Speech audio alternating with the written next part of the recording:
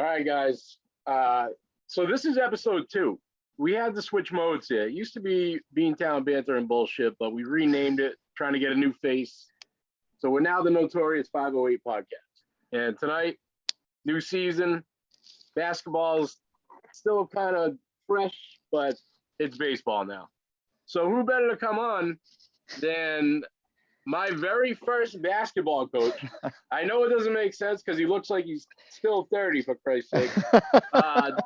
But my very first basketball coach, Georgetown at the Friendly House, Nick DeAndrea.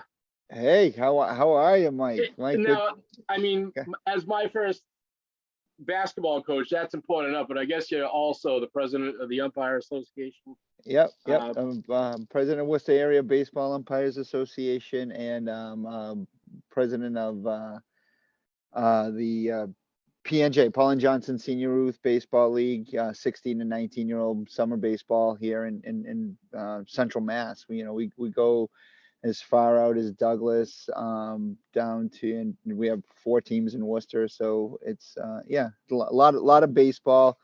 This is where my season gears up. But before we get into it, I do want to commend you on your coverage of the local high school teams this past season. It was very good exposure.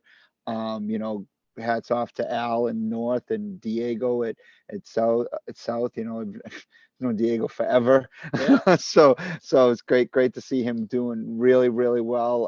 I took the year off from kind of going to games. I just refed a little bit, and I've been kind of in a gym since I was 16 years old, and I needed some family time for myself. But I want to commend you. You're doing a great job with it, and it's given a lot of exposure that we don't normally get here west of 495. That's the truth, man. I appreciate it. You know what, too? It's come down to this was not the intent. You know what I mean? I originally just wanted to do a podcast, and I was messing around with sports cards, and then I just went to a game, filmed it. It was Grace O'Gara, actually, LaRose originally. Yep. We did football, but it's addicting, man. And when people start coming up to you and thanking you because they couldn't make the game or something like that, I mean, you get hooked onto my conscience. I can't let it go. And I had one of the players' grandmothers thank me, and that's awesome. That's great. I'm watching wins, bro. None of these teams are losing. Yeah. two losses last year with South, I saw.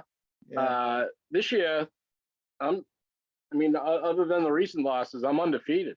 As a cameraman. So you're a little Italian leprechaun. I like it. People wonder all the time, man, but it makes sense. Makes sense, man. But I appreciate it, and I did baseball last year. South had an all right year. We lost both big bats and ace, but I heard good stuff coming from up there. I want to get everybody else involved. So if any other school, Burncoat, Doherty, anybody wants me to come around or have you guys filmed, involved, let me know. I'm South High till I die, but I want the city. You know what I mean? I want something for these kids to look forward to. That's what it's all about, you know? Yeah, no, and I mean that's great. And I mean, April 3rd, this is kind of how we got our conversation going online. April 3rd, it's a Monday. The Worcester High Schools are playing at Polar Park, and it's a good time. I had the pleasure of umpiring one of the games last year there, we don't try to have the same people in the games every year, so I'll be there as more of an administrator for umpires that day. But 3 great games. It's a good time. A lot of people came to the games last year. I had the nightcap, so I was there for the first 2 games, and it was just fun. It was proud parents watching their kids play in a minor league stadium. The local fans coming in. We had two town teams playing. Narragansett from up in North County came down. They played Burncoat, and the game I did, Grafton, played Doherty, and so I had my back to the stands most of the game, so a lot of people told me that there was a lot of people there for that game.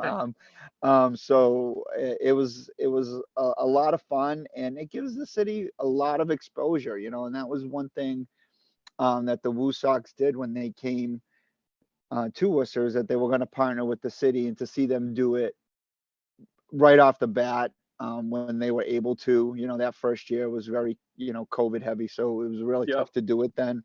Yep. But to do it right off the bat, and I remember standing, in one of the concourses. I was talking to the Worcester Athletic Director, Dave Shea. Yep. Superintendent Benenda was there, and Dr. Charles Steinberg walked by, That's a and crew. That's a and crew. and no, and we were just chatting, and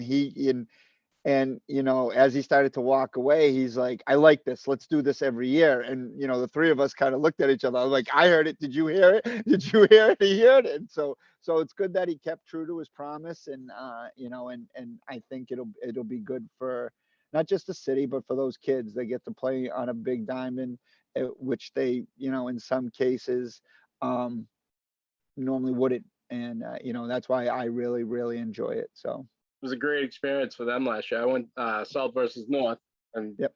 that was one of our better wins of the season. So we Yep. appreciated that. But it was cool seeing those kids play out there. To go from the South High field, which is nice, to Yeah. the Woo Sox field. It's those kids. Much nicer. Dream. Yeah. What a dream for them, Yeah. So Also, we were talking about the rule changes this year. oh, What do we got on deck? I know a lot of people talking about a clock or a pitching clock. I don't know yeah. what's happening around here. So they implemented a pitch clock, and I mean, I think the major leagues are trying to kind of fix their identity problem. They've lost viewership, they've lost young viewers, and essentially affecting the sport. There's a lot of less participation, with other sports, and all of that. So they're trying to think outside the box. As a college umpire, this pitch clock, we've had this for I think 3 or 4 years now. So it's kind of a mirror of that. It's a little faster pitch clock. So essentially, once the pitcher gets the ball, he's got 15 seconds to fire it in. Oh, And the batter has to be ready to go at 8 seconds. Now the college rule is 20 and 10. So they have a little bit more time. And a lot of baseball purists hate it. And I consider myself not so much a baseball purist. I do love the game. I grew up on the game. But at sometimes there's some excruciatingly long delays, and I think that's what we need to kind of fix. And doing it one, night and day. You got to rip off the Band-Aid. So all the time that the the purists are complaining that we're missing, it's the crotch grabbing, the glove fixing, the right. ringing of the helmet. If you call that gamesmanship, and then I'm sorry, I don't know what gamesmanship is. And it'll speed up the game a little bit. We saw in spring training that spring training games they were cutting off about 40 minutes the first few weeks. I haven't paid attention. And we've seen it on the college level, where games are starting to cut down in times. In our sense, we play double headers, like Yeah.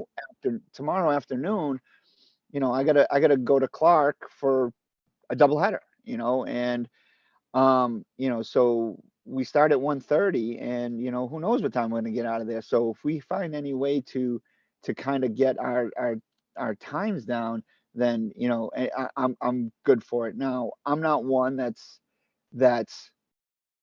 gung ho about it. I'm going to enforce the rule. And, when my buzzer goes off, we all have, these little buzzers Have you that'll ever rung click. anybody up? No, I haven't. I haven't. But it's funny. They get really, really close. And I haven't rung any up, but I have been in a game where someone did get rung up. And you know, That's we get crazy. a little bit of arguing, but at Yeah, the end of the day, it is what it is, and it's just it's something we got. And for us at the Division 2 and 3 level, we kind of have what we call a safe passage. We don't have a visible clock, yeah. so if Okay. we want to kind of let a few seconds go, we can. And Nice. you feel you get a feel for the game that way, and you can So guys, don't mess kind with of your judge it. umpires because they're giving you extra seconds. Don't yell at them. Don't. Right, Oh right. yeah. And it's just one, I mean, you can tell when someone's just wasting their time. And one Right. time it was Right. just a kid who was like a second off. And if a kid is a second off, we kind of talk to them. We do it very nonchalantly, that no Right. one kind of tells what we're saying. Is like, hey, can you do me a favor, just speed up your delivery like a second or two. Um, because what's going to happen is you're going to keep extending, and then at some point there's going to be Right. a lot of barking, and I need to get it under control. And that's what we call preventative umpiring. Let's just prevent the problem before it happens. Right. And you see it, you'll see it, when you see, on TV, when umpires are talking to coaches or they're talking to players, they're talking about something um, that's benefiting them both. It's like, hey, you do this and I won't call that. But you got to, there's a little bit of give and take in those scenarios. But there are times when you just can't do it. You have to call it, and you own it once you call it. So Yeah. So what is? Let's go back here for a little bit. We yeah, let's go back because generally a lot of my guests obviously are from deep long ago Worcester. We got yeah, yeah, yeah, Diego, Demar, all these guys. yeah, yeah. What? How did you get involved with the Friendly House in the very beginning? So I grew up on Wall Street. I was a kid there. Yep. And I played in the biddy. When you go into those where they have the teams, I'm in one of those pictures, number 22. And JP Ricciardi was my coach. Yep. And once once I stopped playing, because when I played, we just had an all-star team and that was it. We didn't have the league play that you played in, none of Yep. that. So a year or maybe a year or two after I stopped playing, where I aged out, they came up with that in-house league, and they would grab us kids to kind of coach. So at that time, and probably at the time I was coaching you, I was 16 or 17 years old. Yep. I wasn't that old. And so the players that I saw, I mean, I wasn't much older then, like the kids I coached, like yourselves. And we were talking about Richie Webster, John Houlihan, Stevie Cunningham, Diego, Yep. DeMar Langford, Kareem Tatum. Like I coached Kareem. all those. Yeah, I coached all those guys when they were younger, but I wasn't much older than them. Um, so it was a volunteer thing for me at start. And then once I graduated high school and while I was going to college, I started working there in the after school program. And then I started working there a little bit of full time. And then once I graduated college, and I just got another job, and I was back to volunteer coaching. And I think I coached my last game there in like 2005, 2006. That's deep. So it was a long run. I think I started in 1989, 88, 89. I was there till about 2006. But I'd always go back and check on them. So I came across a lot of great people, and then I went on to coach up at Holy Name for a while. So I just couldn't do both anymore. And obviously married, kids, all that stuff, and it just Yep. it just it just goes away, right? And Yep. and in the middle of that, I became a baseball umpire. So, so something had to give at some point, and I really, really do miss the biddy days. Those were those were the kids I really liked coaching. Because they were sponges. They would listen to anything you say, and and um and I don't know if you remember this, because I did it at my first practice every year. I sat there and I taught you how to tie your shoes, because we wasted, again, we'll go back to time wasting in a game. I say, tie your shoes, double knot them. Let's all work on it, because we're not stopping the game so you can tie the shoes. Yeah. and I tell it, I would say it at when, I was coaching up in Holy Name and coaching the girls. I'm like, guys, make sure your shoes are tied. Yeah. I'm not kidding. Tie your shoes. I'm like, nothing. Like there's no reason for it. Yeah. Yeah. So those are the little things that you remember as a youth sports coach. And someone made a comment about, when I coached like Babe Ruth baseball, and this whole pitch clock came in. And someone made a comment, and I kind of responded, just very, very benign. And one of my former players came in. He goes, we never had that problem, because you always yelling us to get back in the box anyway. So it was just it's just the things people remember it from when you coach is kind of like I do, what I liked and what I like to do about it, and just the friendships I've made, and you just see them, Of course. their kids and their kids, like my daughter played in the St. Peter's League, and James Collins was there with his kids, Oh, awesome. and he was coaching, and he came up to me after the game, and I just looked at him, and and you could just tell he was just like, he was having a good time, but he was just like, they just don't hear me. I go, no, no, they hear you. They hear you just fine. They just don't care. Yeah. And Yeah. Yeah. Yeah. now I know what you guys always meant. Yep. I Yep. said, I said, I said, well, it's good that you found out later. You knew we weren't lying, right? Yep. So, Another McLean family member, James Collins. yeah. That Oh, that McLean blood is. that family runs deep. I can't, Jesus. I mean, I coached Diego, his brother Sean, God rest his soul. His nephews, Larry, Sabri, God rest his soul, Simir. There was James, Quase, who Yeah. was, Sean's son.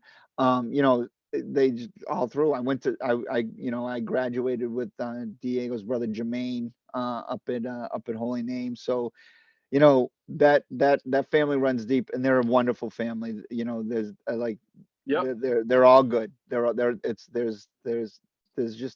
just true, genuine people. And when I see them, I always bring a smile, and I love watching their success. 100%. I tell you, Yeah. Diego's he's. It's like him against the world right now for some reason, but it shouldn't be that way. You know what I mean? No, no, he's killing it, and I always say to him when I see him, I don't see him as much as I used to. It's just like, just do your thing, man. Yeah. He's. Ignore the noise, man. Like, to know Diego is to love Diego, right? And to watch where he was, how of a great basketball player is, what he went through as a teenager, all that stuff, and to see where he is now. It's, I mean, and it's easy for me to say, is just like, what do you care what people think about you? But it's natural. It's natural for Yeah. when you hear certain things, to not react. And for me, it's one of those, man, you've got so much on these people. Why let them bother you? And but The again, thing it that's is. tough, people can't like separate what I do and what he does because I've been so close up there. Yep. So a lot of the heat is on me, like, because I speak up. It's not so much him. I'll put my neck out there. I don't care. I don't have a boss. Nobody's But yeah, firing me. right, exactly. It is what it is. But I Yeah. preach. That dude is in a zone when it's game time.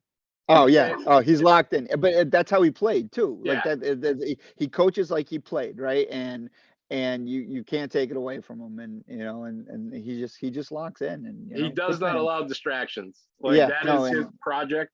That is his. yeah. When that's over, and I don't think it ever ends for him because it's just. Oh no, his brain's always going. No, Yeah, it's always going. he really has done a phenomenal job. At the tournament, there were two teams that approached me, obviously because I followed Yeah. them, and I won't even name them, but both of them came up to me after and said, "Thanks South High because they made us better." Two teams that we. Yeah. One of them won the states, one of them didn't, but they Yeah. were both in Exactly. the game. They We were both in the belong in. final game. Yeah. Yeah. No, and they, and you do. And I mean, you know, um, you can't win all your games, which, it's We were unfortunate. hoping. Yeah, you want to. You want to win all You're your right. games. No, you want to, but you can't, right? And you want to win all your games, and it's natural to be, that upset. And but to say, they lost to Foxborough, and then watching Foxborough go in and win the state title, well, you're like, well, you didn't lose to a scrub, right? Yeah. You lost to a good team, right? And I don't like to say you lost to a better team. You lost to a good team. And it just gives you something to strive for. And Foxborough has a girl in the middle. I've yet to see her make a mistake, man. yeah, In two yeah, full games, I've only watched two, but she just knows what to do in the middle. She don't yeah, mess. no, and I, and I'll just use this as an example. When I was coaching up at Holy Name, we had an undefeated season. And we played Wachusett in the district final, and they beat us. It was a great game. It was a close game. Um, and they beat us, and they went on to win the district championship, and we went 23-1. And I said to the team at the first practice, let next year, is like, hey, 23-1 didn't get it done, right? So we need to kind of look at it. And then, that next year, um, we met Wachusett in the district final again, and we were up 40-6 at halftime. All right. And and that was those guys were locked in, and they remember it was on the same floor, all of that, and they remembered it. They didn't want that feeling again, and they did it. And hopefully the South girls, they got a lot of kids coming back. So hopefully, that's a lesson they learned, and say, okay, we got to beat the best to be the best, and let's go, let's move forward. They're ready to So rock, and I know they're on their craft right now. They don't stop. yeah, oh They yeah, don't, yeah, that really he's is the got best part about them. Like yeah, they don't. That's what I wanted like people to know most of it. I wanted to drive home about them. They don't stop. That's why yeah, they're this good. yeah, Oh yeah, it doesn't matter, and they do everything for the community. They're out yep, there for the absolutely, football team helping out. I'm not absolutely, as depressed as I was last year. I handled it different this year, so I'm yeah, yeah. still here. But now it's baseball time. I'm hoping South can make some noise. Yeah, Uh, no, Mike does a good job. I remember when Mike took over that program. I mean, it was not in a good place. yep. And and just I mean, exactly like what Diego did, what Bob's doing with the football team. Even what Pat did with the basketball team, the boys basketball team. Mike Papani's doing the same thing. Oh, Mike Papagni, sorry. Mike Papagni is doing the same Tags. thing with the baseball team. When he got it, and it was not in a good place, and he knew it wasn't in a good place, but he put a structure in. He made them dedicated, and um he's brought that program a long way. That program is what it is today because of him. And I always tell him I enjoy doing, if I ever get their games. I think I have one this year. I might not. I don't know. I don't really get into high school baseball till May, so it's but I always tell them how I enjoy, watching watching his program develop the way it did, and to see them be as successful as they have been, it's another one where you kind of watched it develop, and you're just proud of it. Yep, yep. He's been there for a long time, and Yes, yes. there's something else that happened. They can now have kids from Sullivan, I believe, on the JV team. Yeah. I mean, that's I mean, that's just a high school rule. Um, I with Worcester, I never knew how it worked. It was I weird. li I like that idea. Um, my daughters go to Burncoat Middle, and they're attached to Burncoat. So, there it makes logical sense. Sullivan, I wouldn't say they're attached. I mean, they're neighbors, but the caveat is who's gonna go to Tech, who's gonna go, to Doherty, because the districts all overlap. So it's Right. just I found it odd that they didn't let it happen, but I find it interesting on how they're making it work now. So, and it's good for the development of the interscholastic sports in Worcester, because everyone outside of Worcester, they have middle school sports. Right. Worcester has a hybrid of middle school sports. And when I say middle school sports, I mean Worcester just had a basketball team. In you Right. know they have football, they have basketball, they have soccer, they have field hockey, they have track. Like, they have all the sports in the surrounding towns, and Lacrosse is a which big is one that's coming up yeah, now too. which is a huge disadvantage to the Worcester public schools, well, because they don't have that feeder program, They have a bigger and pool. I mean, they're just pulling from the four grades in their school, right. and they're not allowed it now in Boston. And Worcester has a similar setup with their school choices, that you can pick whatever school you want to go to. I mean, it's all within reason, right? Yep. And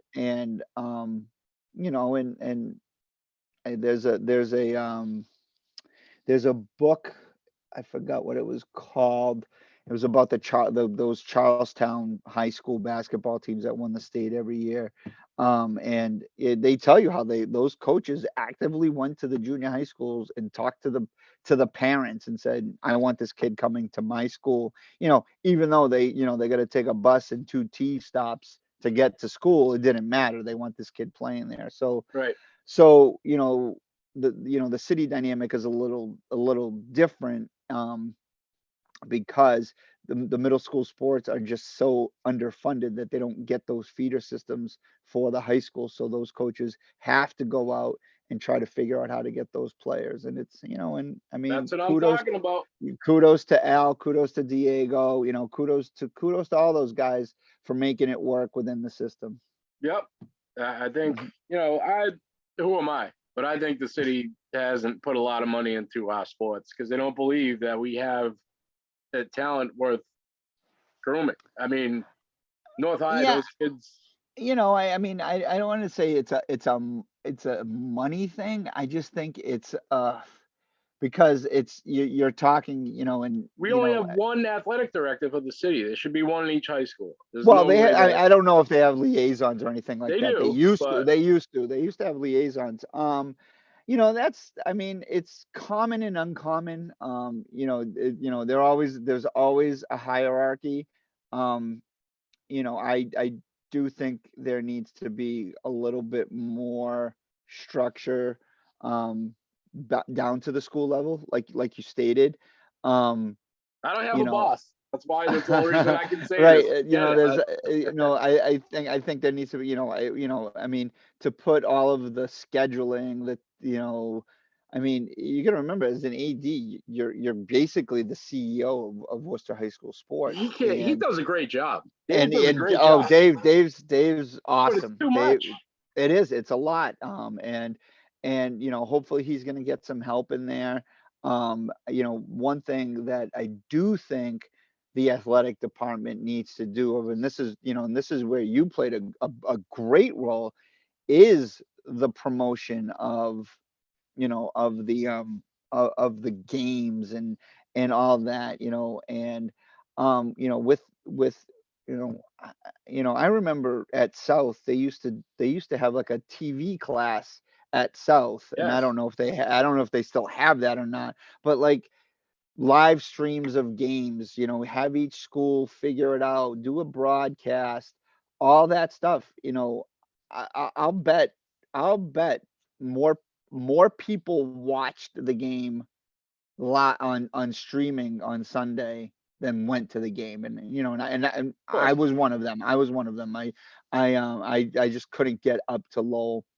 I think my brother drove down. My brother hasn't lived in the city in 25 years, and he lives up in the North Shore. He went to the game, so it showed a lot of Worcester pride was shown, and I think a lot more people watched it just because they felt connected to the city. I live in the North District, so I see a lot of the teachers from there. I see a lot of the students from there. So it was just an '04, 0 and 6 '04 thing for me. I And get then, it. I get it. you know, I, yeah, and I'm tagging along. That's a known y- thing. I'm yeah, tagging along. but it's funny because it's a Worcester thing, right? And to see how the city kind of just connected, during these That's what playoff it's all runs about. was great. Yep. Now imagine if all the teams went in like that, it would have been pandemonium. We would, it would have been crazy. I mean, when they used to have a district tournament, I remember, I want to say North played Doherty for the district title of a while back. I Are can't, I they? can't remember. But it It's was like the kind of the district title. I mean, they have the Tony now. It's called the Oh, no, but I meant like district, like they played right, at WPI, all that right, stuff, and right. Yeah. it was the first time 2 city teams, 2 public school city teams, would played each other in a final. It was, and I mean, WPI was rocking, Yep. and, I can't remember when it was. I remember Will Hampton was on the That's Doherty team. 97. Yeah, it was like 97. Will Hampton was on that team. I think Eddie Brown was on that team, so Yeah. it was, and it's just that thing that gets it, and and you want to see each school community succeed like that. You want to see each school community get around their teams and go. Like when Coach Lynch won the state title with Worcester Tech a few years back. I mean the Yep. city still came out for them. So it's been good to watch, but consistency, and I think an expanded middle school program. I think, more, you know, and we can go on and on about the MIAA, but I won't do that. No. Not in this episode. We will do it. we have a- we have enough time. Yeah, we have enough information there to take up a whole nother section of time. Yep. But allowing these coaches to stay connected with their kids in the off season, and I know they do, but like to more of a developmental level, right? Right. To more of a, how are we going to get better? I know they have summer leagues and I know they have all these other things, but it's all about keeping continuity, because if they're going to have, you know, a different AAU coach and a different, because we can't play for this guy and they can't play for this guy here, Right. and we have too many of one team here, and and that's a Massachusetts thing. That is literally a Massachusetts thing. You Yep. don't see it anywhere else in the country. And it just needs to be something that needs to be addressed. And with the middle school sports thing, it's a funding thing. I mean, Right. it's a funding thing, and the other part of it is it's a participation thing, right? You know, baseball practice started 2 days ago. In about 4 or 5 days, we're gonna get phone calls about teams not having JV programs or teams not having Right. freshman programs, right? Because they didn't have enough kids. And that's where you need to tackle the problem. Okay. The varsity teams will always take care of themselves because kids always want to play varsity baseball. You have to entice The kids younger to kids. play sub varsity and do it in a way where it's competitive for them. A lot of these kids play those travel balls, which everyone calls AAU. Yeah. Work it so they're not playing every day. Jake, One not of to interrupt you. yeah, We're gonna break for commercial. 1 sec. I I'm you gonna got it. send you the link right now, and we're gonna start up right after this message, guys. You got it.